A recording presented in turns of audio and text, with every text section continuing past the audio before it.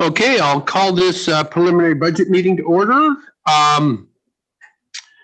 Please be advised that this meeting is available to the public to attend virtually and is being streamed and recorded. Are there any additions to the agenda?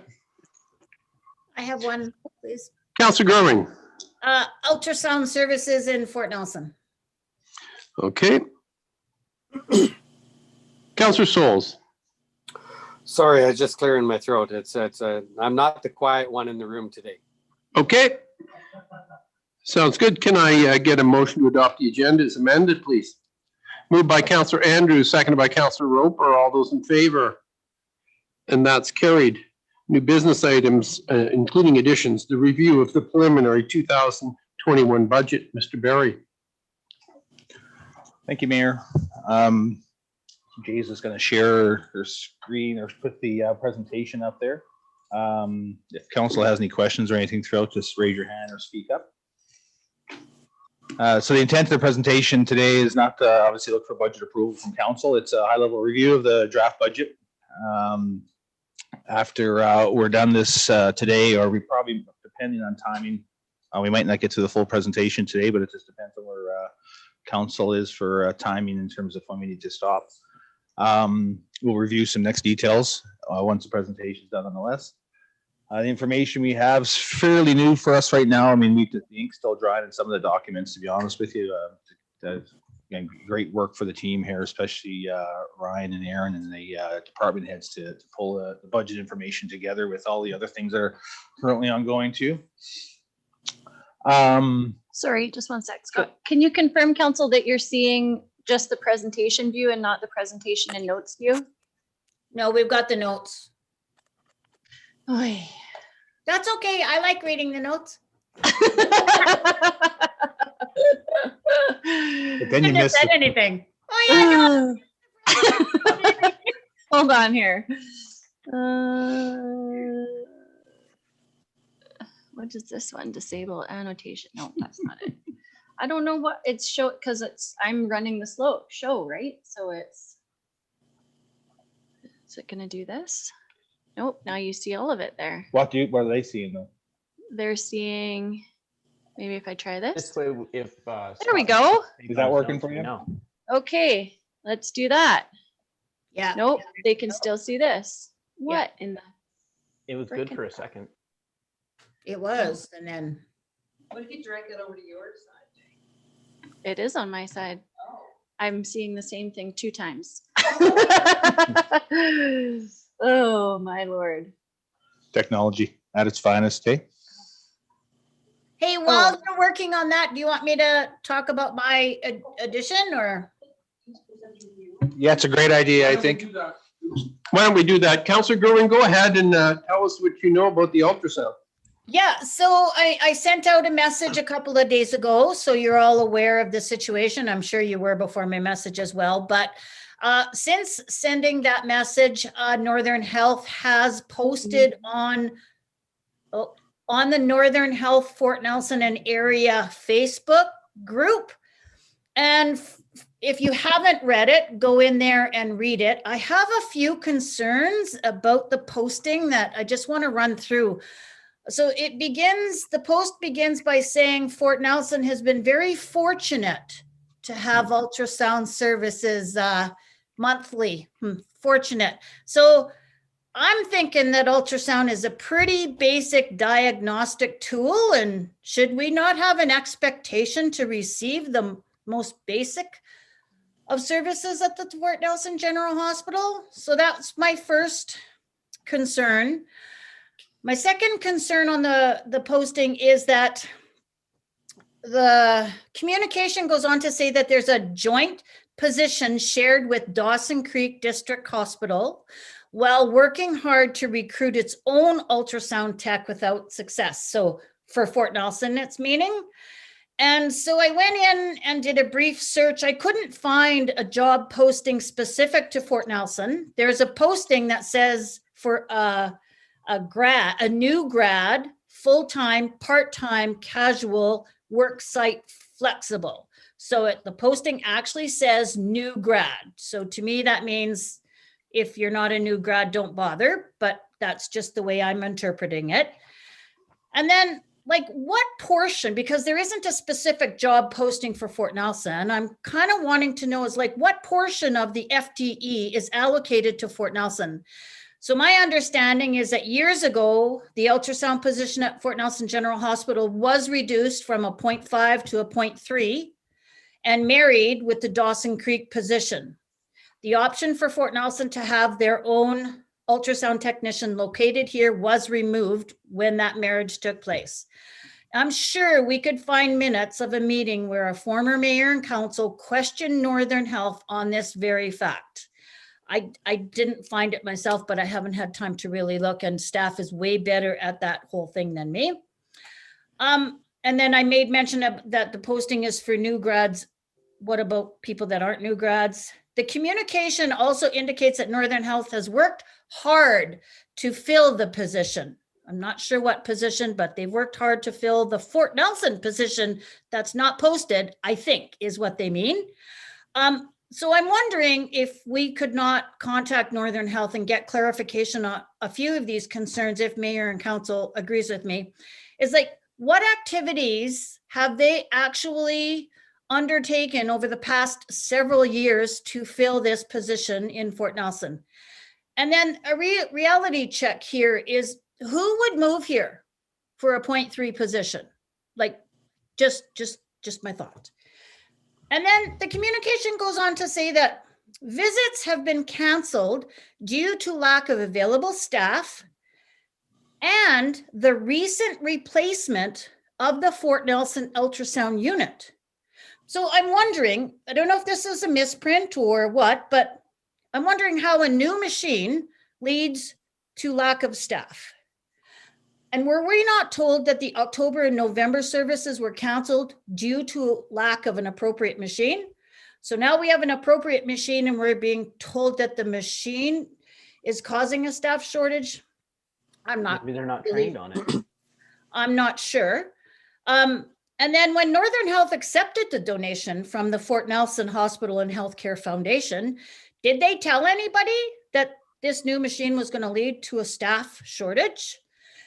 And so now we have a new machine paid for with a grant that our local foundation applied for and donated to Northern Health, with the balance paid by local tax dollars, but no staff to operate it. And from what I'm seeing, that I don't think that this is a new situation. The Post goes on to say that Northern Health is working to contract with a traveling technologist service to support Fort Nelson. So again, I'm thinking, why was this not done earlier? Did the two ultrasound techs that were mentioned in this communication just assume other positions? Surely Northern Health Summit had indication that this was going to happen. I also hear, and this is not confirmed, but I hear that when this traveling technologist is contracted, services could only take place every 2 months or so. If this is accurate information, this is not necessarily going to be helpful for our maternity residents who need ultrasound services at certain points in their pregnancy. Fifth, what actions, if any, has Northern Health taken to address the level of accreditation that allows for more than a basic ultrasound to take place in Fort Nelson as we requested years ago? And then I wanted to make the point also is to Northern Health, how can we help? What can we do to get some kind of rectification for this situation? So I'm asking Mayor and Council, if you feel it's appropriate, could we please write Northern Health for clarification on these points and any other points that Council determines appropriate as soon as possible, with a CC to Dan Davies, Bob Zimmer, the Northern Health Board, and Adrian Dix.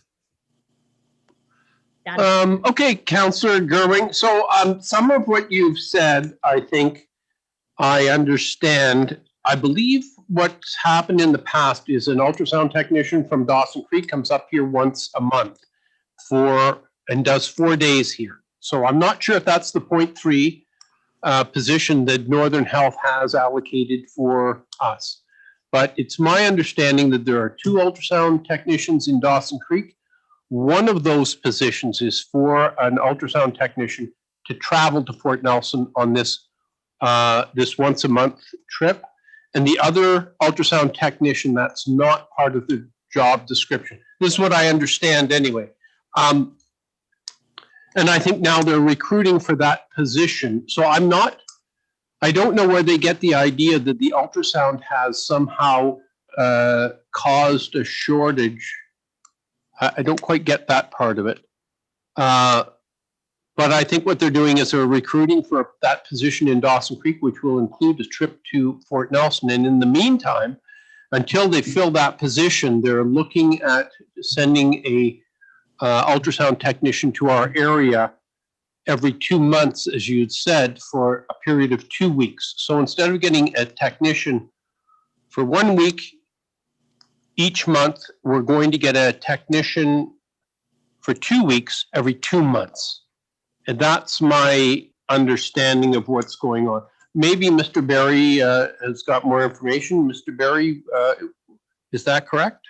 Have I got that Yeah, I right? think that's similar to what Councillor Gerwing has indicated. So from what information I have is, previously the ultrasound tech would travel to Fort Nelson, Dawson Creek once a month for 4 days, which the last time they did that was in December.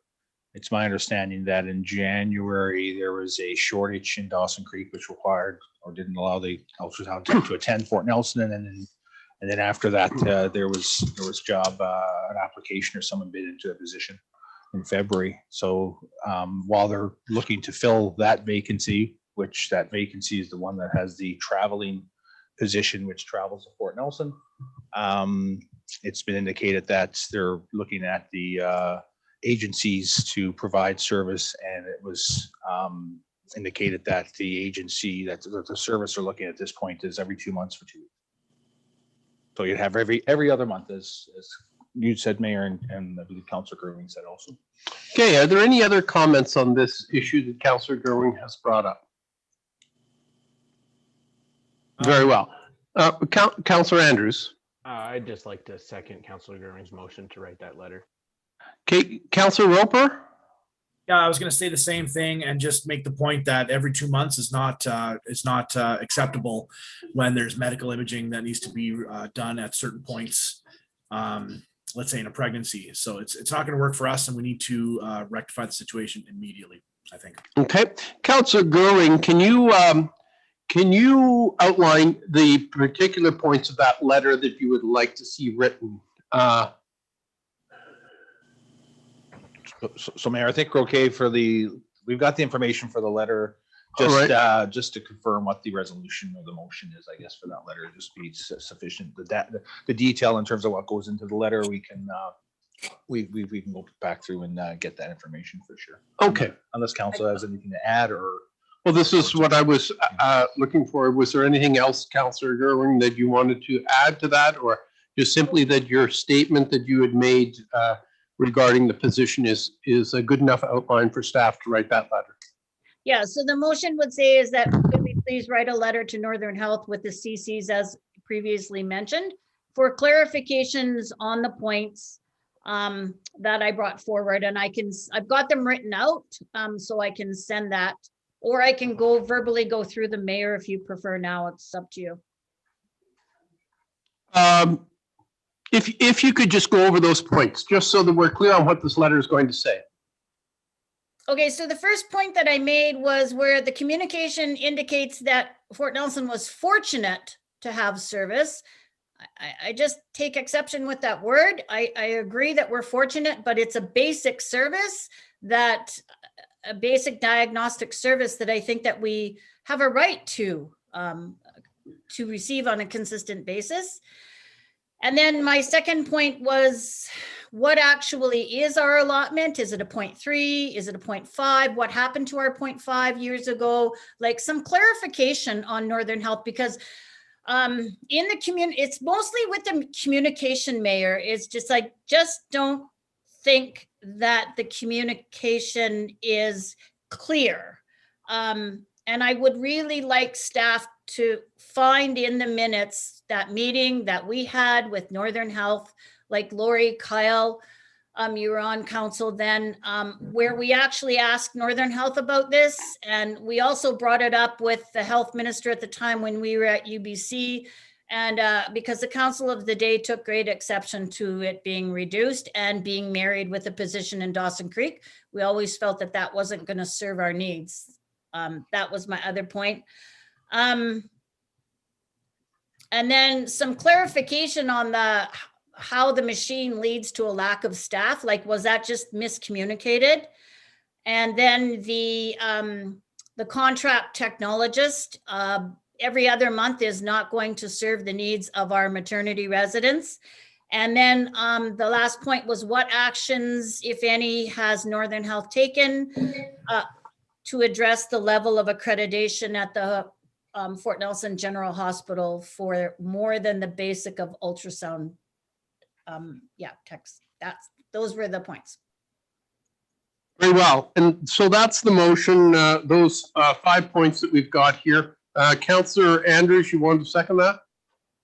Yes, please. And just one quick comment. I think that meeting you're talking about, Lorraine, wasn't that in the Chambers meeting room during NCLGA?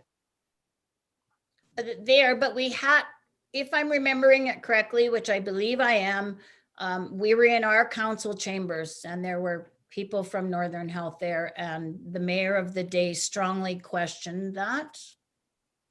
But that's the way I remember it. And other places too, like I say, we brought it up to the health minister through UBCM for sure. We brought it up with NCLJ. We brought it up everywhere at the time for sure. To no avail. Very well. I've got a motion and I've got a seconder. I'm going to call the question. All those in favor? Carried. Okay, Mr. Barry, moving on, your presentation re-budget. Thank you, Mayor. We're just, sorry? There is lunch here. Not for me. Okay, what are they seeing? What do you see on the screen? Do you see the presentation or the notes slides? Council? Just Just the presentation. You've got a setting. We're gonna find that setting. We're gonna find that setting. Yeah, we're gonna find that setting because 2 out of 3 didn't work for. Okay, we'll start. So, again, as I was saying, the intent of the presentation is not to get budget approval. It's a high level review of the draft budget. After we're done, we'll discuss next steps in terms of what council would like to do in terms of further review. As per council's, regional council's direction, the budget was prepared based on providing existing service levels with the exception of the rec center, of course, which we're continuing with the service levels as they are today with the intent to try to increase those service levels again, based on the public health orders and restrictions that are in place. And we can discuss that when we get to the budget for the rec facility. We can go as fast as this process or as slow as council wishes. I'll just go through the slides. Please interrupt as we go if you have any questions. Reach to the screen, give me a tap, hit this, there's a timeout, something. We'll try to catch it and then we'll go from there. So.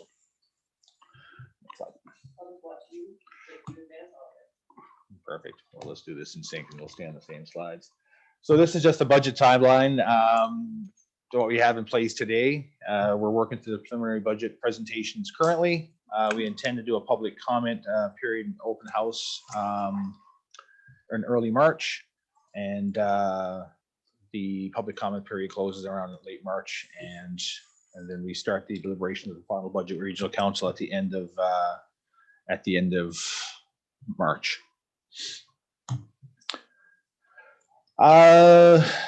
In terms of the public comment period, so same other slide to show somebody what I just walked through. In terms of the public comment period, the open house, sorry, the 2021 open house cannot be held in person, of course, this year. So it's intended to be in a virtual format, which we're currently developing. At this point, we're gonna probably chat with council about that at Monday night's meeting and see, provide some ideas and get some options in terms of what that may or may not look like, given some of the challenges we have with the current restrictions in place.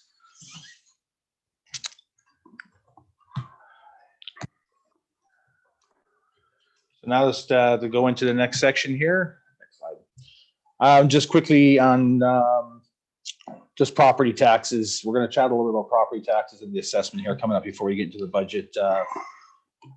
Property taxes is the main method for local governments to collect funds to look after the levy. The assessment determines who pays what share of the levy, of course. And it's also important to remember with those taxes that we also collect taxes on behalf of others, which we have no control over, such as school taxes, which the province did adjust due to COVID.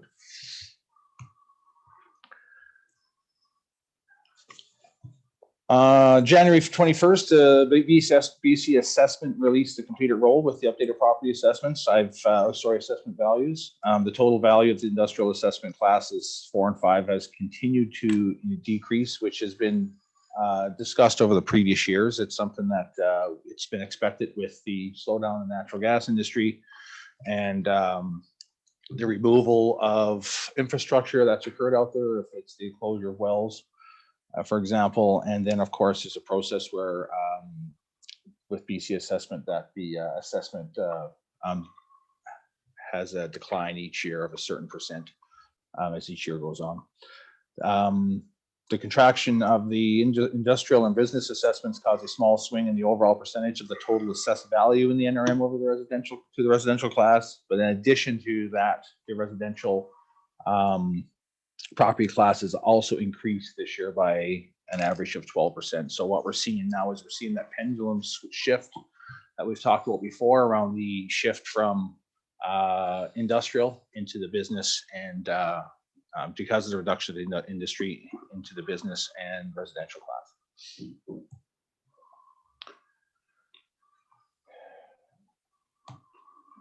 Now I'm having technical difficulties. It's okay. I'm good. Yeah, we're good. No, it bounced back. It's okay. It's important to note that while assessments may increase and decrease, the cost of providing municipal service do not significantly change unless service levels change, of course.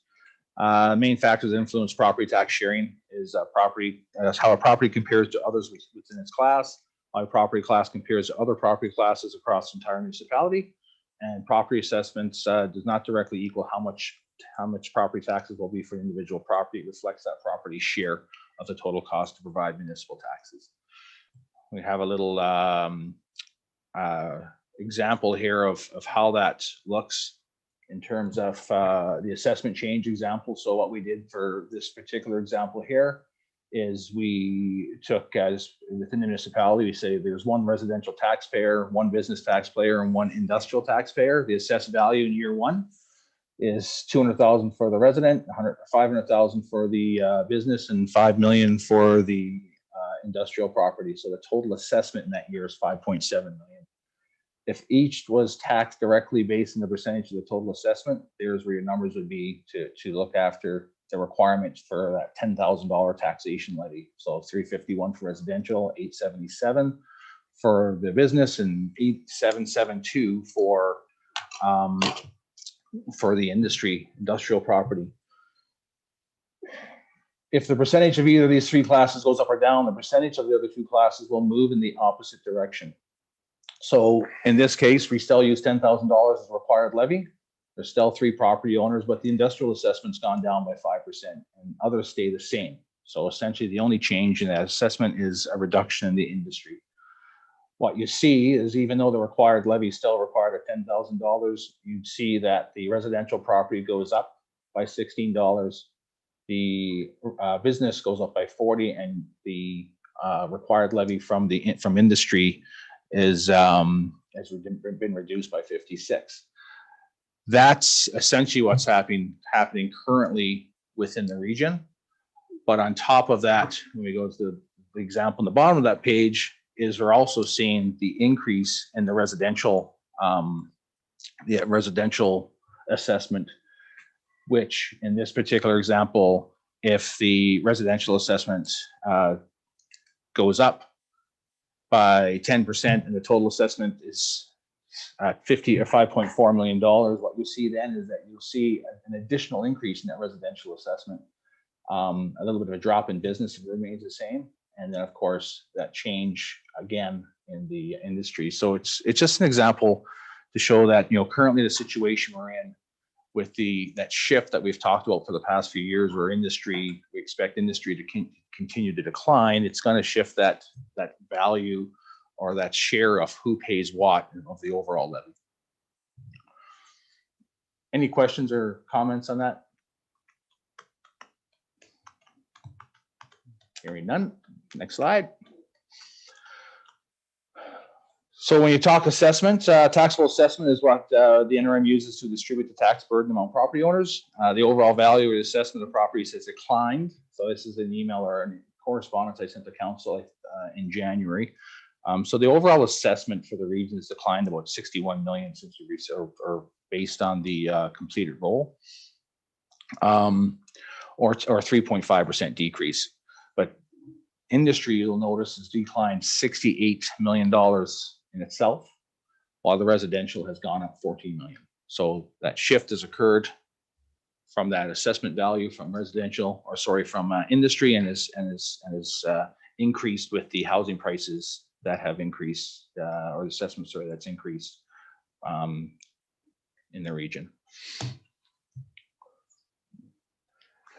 Councillor Andrews. I remember a few years back, we had a bunch of businesses and industry players disputing. I don't think that's the right term, but what the role was and looking into it. Have we heard anything if anybody's looking at that this year, or a lot of people again? Appealing their assessments. Would you know about that? Appealing their assessment? Yeah, that's the term I was looking for. I haven't heard anything officially. I have heard some noise from the residential side that some people are appealing the residential assessment because the residential assessments have gone up. What we've seen in assessment, based on when we look at a scan of the assessments between the classes, or if we just break the classes out between industry, residential, and business, we've seen the continued decline in the industry, which is, when they do closures or capping of wells or whatever that might be. That if they're physically removing infrastructure, then of course assessment's going to go down, or a roll might just go away for that matter. In the residential side, there's been an average increase, so the consistent increase of the improvements on our property, and a decrease of the actual land values, which Ryan has reached out to BC Assessment. I don't think we received anything back to try to get a comment from BC Assessment to understand, because it's fairly consistent across the board where the improvements on our property have gone up and that land values have seen a decline, but overall the assessment for the property has gone up. And then business has been up and down. There hasn't been a consistent approach, but in terms of official, do we know what the numbers for appeals? We don't know, but I have heard that residents are appealing, or at least questioning why their assessment's gone up. The only part I'll add to that is that last year CNRL did appeal theirs, which was an internal audit. So they work with the BC Oil and Gas Commission to do an audit. And I think that's based more on accuracy versus land value. So to ensure every decommissioned pipe and well is captured in that, then they would notify us as a revised, and we've never been notified from that internal audit. So from that aspect, there isn't any appeals that would affect it at that point from industry. The only other thing I'd add is that the assessment authority looks at every sale of every sale of every property in the Northern Rockies, and compares it to the previous assessment to see what the sale price was versus what they have as an assessed value. And at the end of the year, they go through and they determine whether or not their assessment was accurate or not. And they raise and lower assessments across the board based on that, or based on neighborhoods, and based on industrial or versus business versus residential. So the increase in residential assessments is likely something like that. They've looked at the assessments they've had on houses, and when those houses sell and they sell for a higher price, then they raise the assessment generally across the board. Okay, next slide. Yep. So when you look at the next slide shows the converted assessment. So when we take the raw assessment, we convert it, and that's where we use the factors, or otherwise we've talked about them as multipliers, using the residential as that base number. So the base of 1. And then there's multipliers of 2.9 into the business for business, and the maximum that we can apply at 3.3 for industry. And then that's what's used then to calculate the tax rates. So when you take that converted assessment, you divvy it up, that's what determines who pays what share based on the overall assessment after those factors have been applied. In 2015-16, I think it was the business multiplier was reduced at that time from 3.1 to 2.9, and has stayed there, has been set at that level ever since. Essentially, if council is looking to adjust the share of who pays what, it's that business multiplier, that business factor that you would adjust up or down to impact business, which would either, obviously, if you raise a number up, it would bring more into that business class for required, or in terms of the converted assessment value, which would reduce a little bit for residential and a bit from industrial. And then similarly, if you reduced it, the business class would pay less, residents would pay more, industry would pay less, or sorry, pay a little bit more also. So that's essentially the compared to other municipalities that can move all the numbers around, because of we're a region municipality, we're limited to the maximum. I guess, I mean, you can move the industry around also, but you can move it down. That's it right now. So that, which isn't necessarily recommended. So next slide shows the impacts of that share, the levy between property classes. So last year, if you look at the who pays what share, 84.7% of that share was paid by industry, while 10% was business and 5.3% was residential. The other being so low, it's marginal. It's too low to really measure, to be honest with you. So that's what we just stick with 3. In 2021, based on the proposed levy that we have in place right now, based on the budget, the industry and industrial shares dropped from 84.7 to 84.2. Business is down to 9.9% of that, and you'll see that residential has raised 5.9%. And again, that's that double-edged double-edged sword of having industry be the decline in the industry assessment and the increase in the residential assessment. So just for information's sake, 2015, the industry number was 75.5. And even though the assessment was much higher in industry, at the same time, the residential assessment was much higher. So the numbers just going back 6 years ago was 75, 9 for residential, and 15 for business. So even though we're seeing an increase of that residential assessment currently, it's still not at a level, and those percentages aren't at a level where they were just in 2015, for example.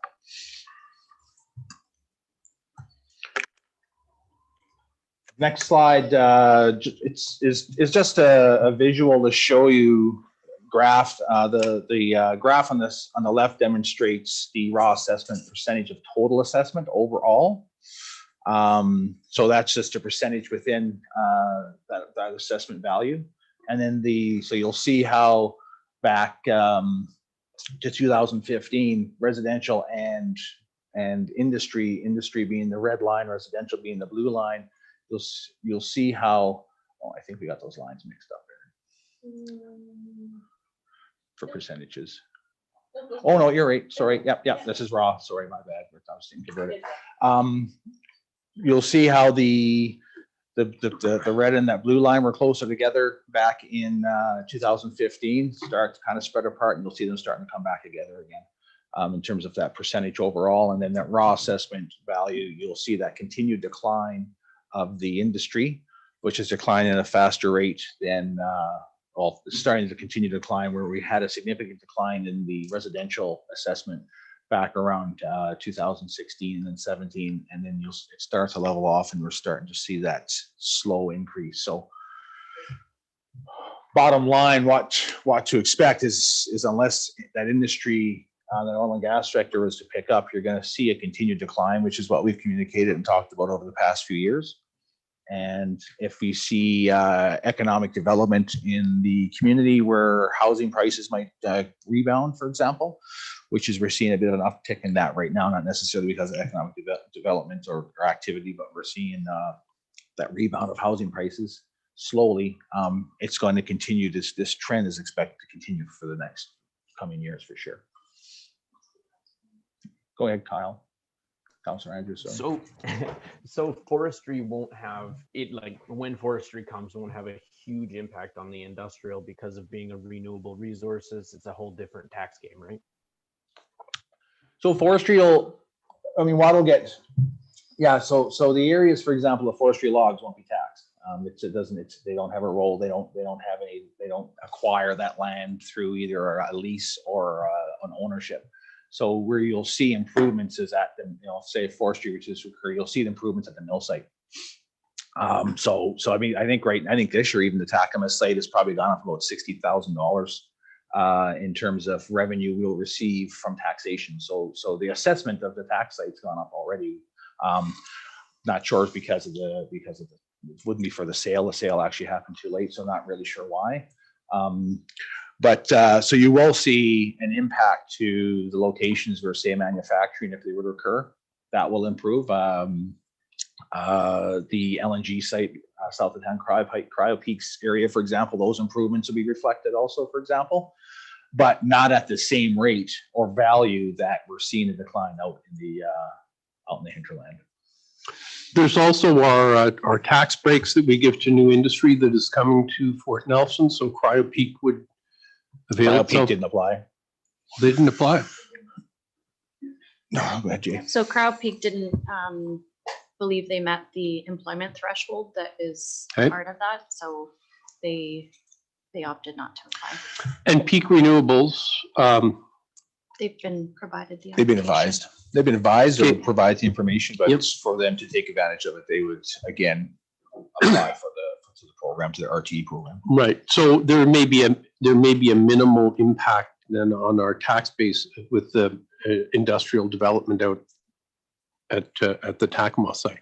Up front, well, we're seeing it now, so you wouldn't go backwards. But what the RTE program does is if there's any improvements, so I'll just use a round number. Say if a property is valued at $1 million and you do improvements and you've successfully applied prior to those improvements for the program, if that value of that property was $1 million and the improvements jumped the property to $2 million, at the beginning of the program, you would only be taxed at $1 million for the $1 million value.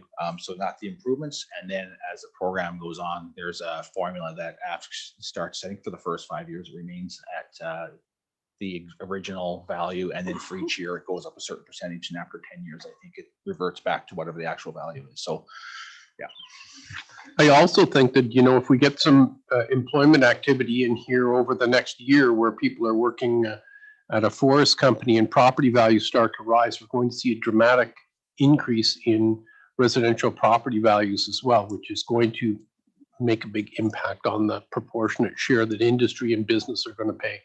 But that remains to be seen, how much of an impact, how much of a rise in residential housing prices there will be.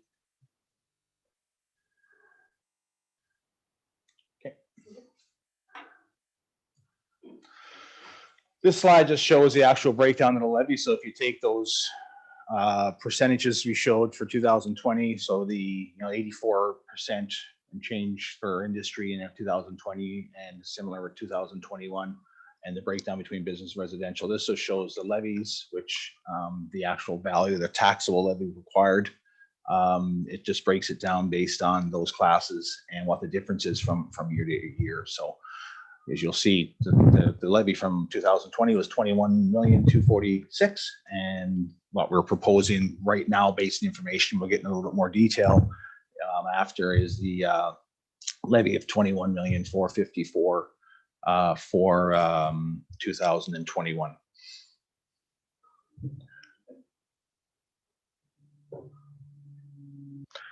So, what's that? Oh, then there's a plane. Sorry, it's the sound of freedom. So we'll, if it's no other questions, we'll just kind of start to dig into the budget.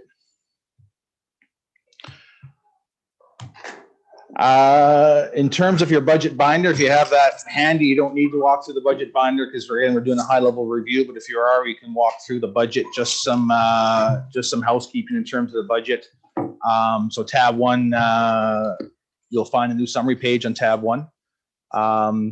What we've done this year, and we continue to try to improve the process, make it a little simpler, not as complicated with numbers. And also we're rolling out, last year was the first year we rolled out our new Questico budget program.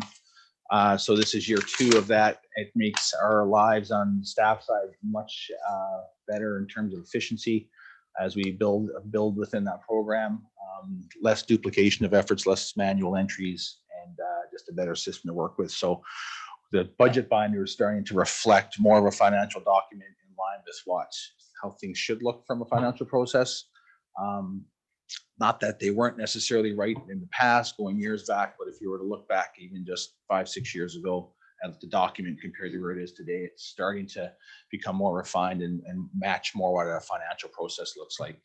Back in the day, for example, if it wasn't operational, it was called capital, which isn't the true definition of capital. Capital is something that's newly acquired that you can either you're adding to the life of existing infrastructure, for example, where before we call a capital project something that the planning department is doing outside of normal operational activities.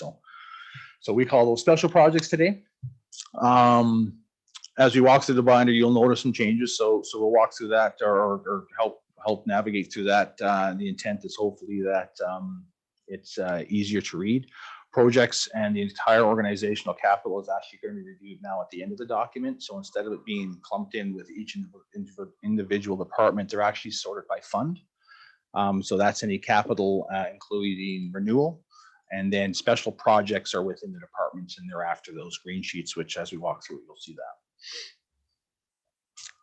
that. Speaking of green sheets, they look a little different this year. All the operational areas are now on the one sheet. Oh, sorry, Councilor Gerwing. That's okay. So if we have questions, do you want us to wait until we get to that department? Because I mean, it might not get today. So where do you want those questions to come in? You can throw them out, whatever, and we'll figure it out as we go. If that works for you, Councilor Gerwing. Okay, well, just looking at the very first sheet that you just had up here, and I haven't gone through the actual tab to discover this information myself, so my apologies. But if we quickly know why under grants for groups, the 2021 budget is higher than the 2020 budget, given that most of our grants to groups, their asks were either remain the same or were down. I'm looking at 2021 actually, and it shows that the grants to groups are lower than 2020. So unless I'm missing something, I look at 2021 grants to groups, it's 1. So look under net tax requirements. So 896 versus 858. Okay, leave that one with us. We'll just take yeah, no worries. It could be the additional increase because of the museum, Councilor Gerwing.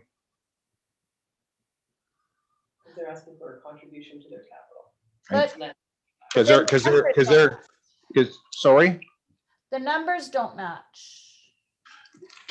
Like in that category, it says like in 2020 grants to groups, the 2021 budget is less than, but the net tax requirement is greater than. So I'm not understanding why that would be so. Because if the amounts are less, wouldn't the net tax requirement be less? It depends how the formula in the background. This is why this document, it's probably better to go through each one of the funding groups, so we can 2021 has less of a contribution to surplus than 2020. Yeah. Can Aaron turn her mic on? So what Aaron said is when we look at the document here, the contribution from surplus is less than the contribution from surplus in 2020. Right? But what does that have to do with grants to groups? Well, it's whether the contribution came in. It's from their reserves. So any contribution from a surplus wouldn't be a tax requirement. Any contribution to a surplus would be a tax requirement. Any expense is a tax requirement. Yeah. So that's just the way, yeah, so if there's a contribution from a surplus, it's going to not go against the required tax levy because it's already in reserve or in surplus. So if you have so if you want, maybe the best thing is in terms of that piece is to hold that question until we get to the actual documents for the actual the community groups. Yeah, I'm not understanding, but I don't want to take up the time for you guys to explain it to me, so. I'll And there's get- sometimes in lies a challenge. If you look at a document like this, is a financial document that'll outline expenses versus revenues versus Right. surplus versus grants to organizations. And this summarizes the document, summarizes all that budget, where when you go into each individual budget area, it'll actually start to I'll say the word lucid. It makes sense, but it ties that information together. Yeah, and again, I don't want to take time, and I know that somebody will be able to explain it to me so that I can explain it. I just know that when we do have the budget open house, we'll have this document. Somebody's going to ask me, and I want to be able to say why. Yep. And we'll make sure that we provide that for you. Thank Yeah. you. Okay. Good. So any questions that these counselors have, if we don't have the answers right away, let's just diary date them and just bring it back the Yeah, next time and get a full answer, and then we won't use up time. I did want to make sure that every counselor gets all the questions that they ask answered. And in terms of time, how is council for time? So is it a hard stop at 1 o'clock for council, or do we have I'm just curious. I pretty well have to go at 1, so. Okay. So we've got the green sheets, we've got the pink sheets. So again, as we mentioned, you'll see the pinks will show, there'll be special projects that are on that pink sheet, which will be in each category or each budget area. Or I should say operational department. And then all the capital requests in pinks are actually at the end of the binder, anything that's capital or renewal. Be cognizant of time here so we can at least lock in the next meeting. So in terms of, just quickly in terms of pretty important piece of information here. So we have the Safe Restart, the BC Safe Restart grant that we received $1.5 million to be applied towards eligible costs. So that was to address revenue shortfalls, facility reopening, operational costs, emergency planning. There's a number of eligible costs, which at the end of the day, our job as staff is to ensure that we meet the eligibility requirements so that if we're questioned or audited, we didn't apply the grant to an area that we couldn't apply it. Basically, it's any revenue, there's revenues or expenses that we typically wouldn't have incurred, or reductions in revenues that we could link to COVID, essentially, to the pandemic. That said, when you look at last year's budget and last year's spend, we weathered the storm quite well. Weathered the storm much better, I should say. I'll say than some other organizations did, other municipalities. We're still closing the 2020 budget year. So from a financial perspective, we don't have all the actuals firmed up yet. That's why we typically don't show them here, because the numbers do tend to change. We'll have that hopefully firmed up in the next couple of weeks, but all indications show we're in that $1.5 million range, potentially underspent for last year before you even apply any of the funding from the province. So as we'll get into it in further detail, not today given time, but as we discuss the tax levy and where we're sitting currently, in terms of discussions with council, there's an opportunity that council, as we talked about last year, can apply some of that surplus, because we've applied some of the funding from this grant into last year's expenses and revenues. So that, again, will go on top of the underspend that we have, so that contribution to surplus of that $1 or $1.5 million, wherever we're going to sit there and land. So there's some opportunity to, as we chatted last year, to give back to the community and shave some of that levy off this year to lessen the impact this year. Wouldn't necessarily advise to use everything So you can kind of smooth it out a bit over the next couple of years. But again, that's some discussions that we can get into.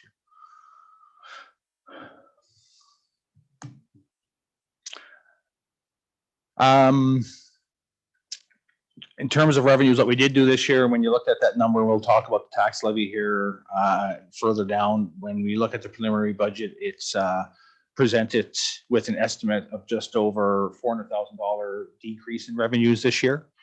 Changes to fee structures at the airport, for example, reduced services at public health, or because of public health orders, reduced demand, i.e. in some cases the rec center. So impacted areas include the airport revenues, recreation services and programs. What we've done is we've applied a portion of that grant to the lost revenues or proposed or anticipated lost revenues for 2021, which actually offsets some of that required levy. So when you look at that levy, which we'll again get into more detail, that number would have been a little bit higher because, you know, as we all know, the levy is your budget minus any grants and revenues you receive, and what's left over is that tax levy. So if the revenues go down, the levy goes up. So we've already applied that for this year, but again, we'll get into some more detail with that as we go further. Again, top of the Restart grant has eligibility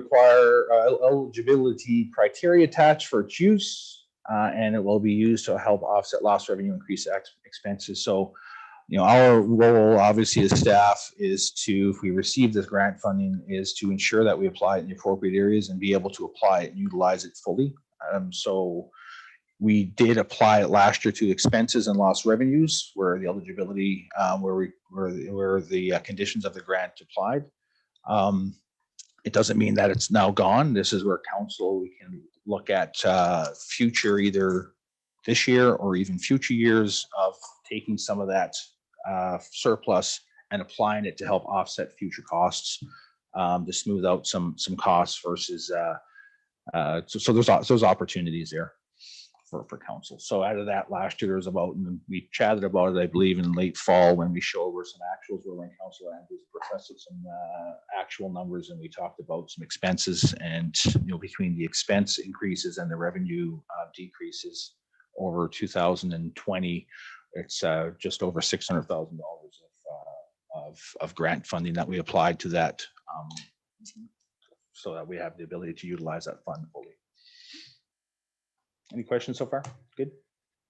Okay.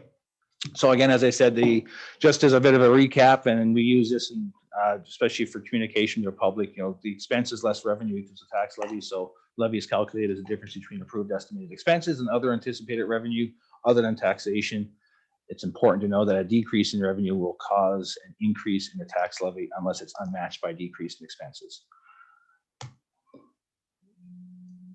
So when we chat about the tax levy, 2001 tax levy, if it was unadjusted, and what I mean by unadjusted, if we didn't offset those revenue losses, that the 2021 tax levy would be at 21,863.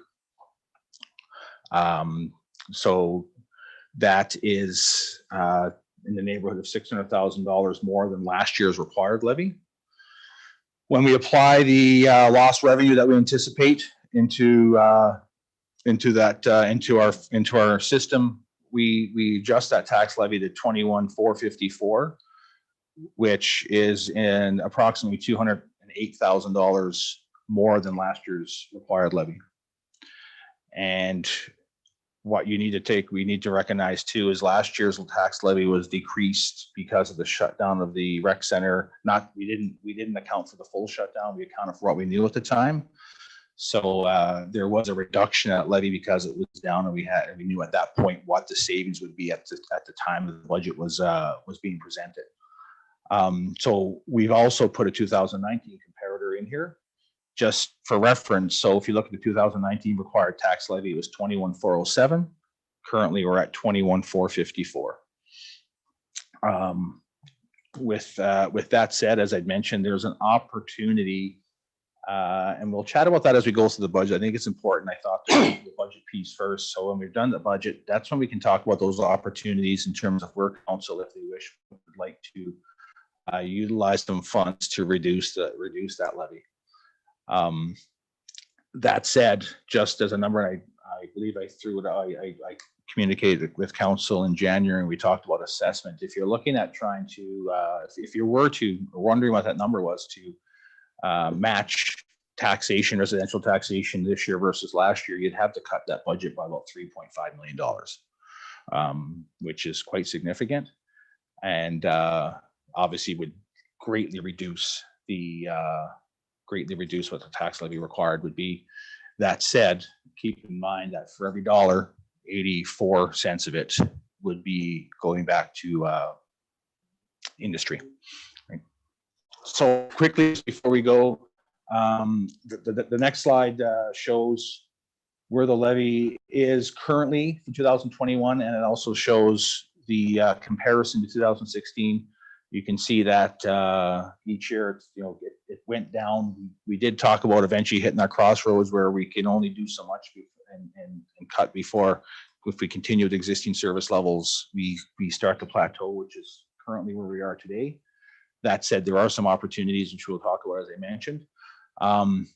In addition to, it's interesting, if you look at this here, this graph, if you go to the next, take a look at the next graph in terms of revenues have also continued to decline. So if everything being equal, and if we weren't able to cut some of the costs that we have through the years, if the revenues continue to decline that way, that levy graph would actually go the other direction, because for every dollar you lose in revenue adds $1 to the levy.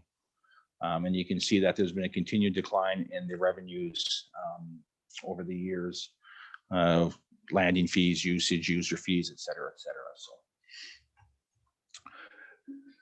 I'll leave it there. If we need to do a hard stop at 1 o'clock, I'm just going to ask council, is Tuesday at noon okay to reconvene to have this discussion? I'm not have a available meeting. on. Oh, I'm not available Tuesday at noon. me How neither. about Wednesday? Wednesday? Wednesday, I think I can do.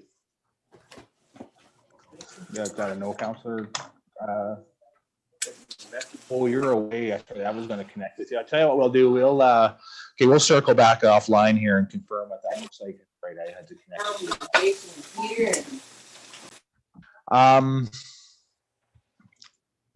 I guess that's where we'll stop. Next slide starts to talk about the actual notes and or budget numbers, and we get into the department. Okay, I'll ask for a motion to adjourn, please. Right now. Councillor Andrews. Motion to adjourn. Thank you. A seconder, please. Seconded by Councillor Dolan. All those in favor? Carried. We are adjourned. Have a good day, everybody. Bye.